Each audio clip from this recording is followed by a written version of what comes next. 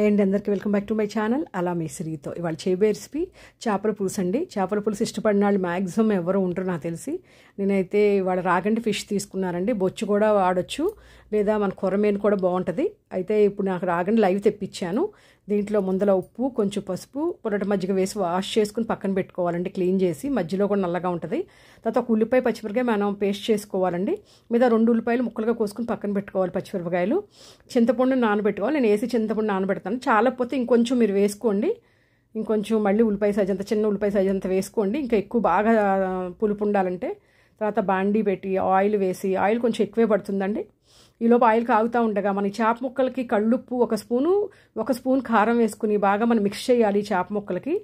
ఎందుకంటే చేప ముక్కలకి 2 మిక్స్ చేస్తే ముక్క గట్టిగా ఉంటుందండి మనకి, ఉప్పు కారం పట్టి. అందుకనే కలుపుకుంటాము.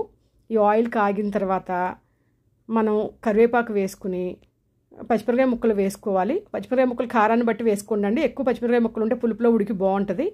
లైట్గా వేగిన తర్వాత ఉల్లిపాయ ముక్కలు వేసుకుని మనం 2 ఉల్లిపాయలు కట్ చేసి పెట్టుకున్నాం కదా, దాన్ని మనం వేసుకుని లో ఫ్లేమ్లోనే పెట్టి పులుసు పిండేంత వరకు లో ఫ్లేమ్లో పెట్టుకోవాలండి. లైట్గా వేపాలి.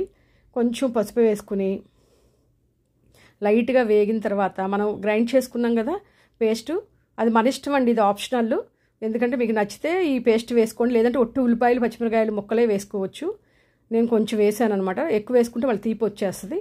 అందుకే లైట్గా వేగిన తర్వాత నేను 1.5 స్పూన్ అల్లం వెల్లుల్లి పేస్ట్ వేస్తున్నాను. అల్లం వెల్లుల్లి పేస్ట్ ఎక్కువ ఉంటేనే ఈ చేపల పులుసుకి బాగుంటుంది. మసాలా తక్కువ వేసుకోవాలి. లైట్గా వేగిన తర్వాత ఇదంతా లో ఫ్లేమ్లోనేనండి. వేగిన తర్వాత అప్పుడు మనం ఏదైతే మనం మ్యారినేట్ చేసుకున్నాం కదా, ఉప్పు కారం అన్నీ వేసుకుని దాన్ని మనం పేర్చుకోవాలండి ముక్కలు అన్నీ. అంటే మనకు పులుసు పోసిన తర్వాత ఏంటంటే మనకు చితక్కూడదు అనమాట. మనం తిప్పము, ఇలా మూవ్ చేస్తాం బాండీని అటు ఇటు. అందుకని చెప్పి మనం పేర్చుకుంటే, అంటే అందుకే పెద్ద చెట్టు తీసుకోండి, చేపల చెట్టు తీసుకుంటే మనకు నీట్గా ఉంటుంది కూర కూడా. ఇలా పేర్చుకుని ఈలోపు మన చింతపండు గుజ్జు పక్కన, అదే చింతపండు నానబెట్టుకున్నాం కదా, దాన్ని మనం పిసుక్కుంటే మనకి బాగా గుజ్జు వస్తుందండి. ఈలోపు మనకి ఇది కూడా ఫ్రై అవుతూ ఉంటుంది ముక్క లైట్ లో ఫ్లేమ్లో. ఇలా తిప్పుకోవాలి, స్టార్టింగే తిప్పుకోవాలండి. మళ్ళీ మనం కూర వేసుకునేటప్పుడే తిప్పాలి. ఇదే ఫస్ట్ తిప్పటం. ఇప్పుడు చితకం అనమాట స్టార్టింగ్లో. తర్వాత కొంచెం ఉప్పు, కొంచెం కారం కూడా వేస్తున్నాను మళ్ళీ. ఎందుకంటే మళ్ళీ ఉల్లిపాయ గుజ్జులో కూడా ఉడకాలి కదా, ఆల్రెడీ మనం చేప ముక్కలు పట్టించాం కదా. ఇప్పుడు చింతపండు పులుసు మనం పిండుకోవాలి. చిక్కగా పిండుకోవాలండి. ఎంత చిక్కగా పిండుకుంటే అంత చిక్కగా బాగుంటుంది మనకి. లేదు లూజ్గా కావాలంటే లూజ్గా, మీ ఇష్టం అండి. మీరు తినే అలవాటుని బట్టి మీరు చేసుకోండి. అస్సలు ఈ చింతపండు పులుసు పిండిన తర్వాత 5 నిమిషాల్లో కూర అయిపోద్దండి. మీడియం హై ఫ్లేమ్ పెట్టుకుంటే, ఇలా అసలు గరిటె పెట్టకుండా ఇలా మూవ్ చేసుకుంటే బాండీని అటు ఇటు, అసలు 5 నిమిషాల్లో చేపల పులుసు రెడీ అండి. ఇప్పుడు గరం మసాలా 1 స్పూను పావు వేసుకుంటే, ఎక్కువ గరం మసాలా వేస్తే ఈ చేపల పులుసు ఫ్లేవర్ పోతుందండి. అల్లం వెల్లుల్లి ఎక్కువ ఫ్లేవర్ బాగుంటుంది దీనికి.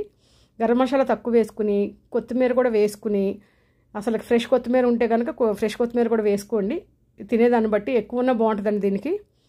అసలు ఇలా తిప్పుకుంటే ఆయిల్ పైకి వచ్చేస్తుంది. మనం తొందరగా ఉడికిపోయే కూర అండి ఇది, చేపల కూర.